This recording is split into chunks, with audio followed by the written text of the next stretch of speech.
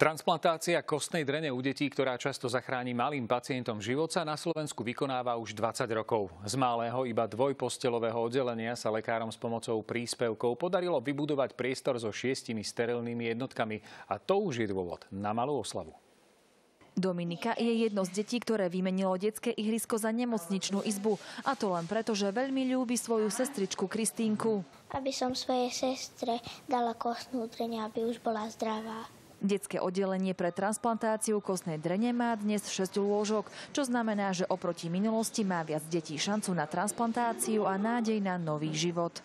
Asi 180 alebo 190 od súrodeneckého alebo nepríbuzného darcu a okolo 150 od autológnych transplantácií, čo znamená, že vlastne pacient je sám sebe darcom. Transplantačná jednotka kostnej drene u detí oslávila 20 rokov existencie slávnostným koncertom a výstavou. Je to jedna z príležitostí, aby sa lekári, ale aj rodičia stretli a v pokoji porozprávali mimo nemocničných priestorov. Pre mňa je vždy úspech.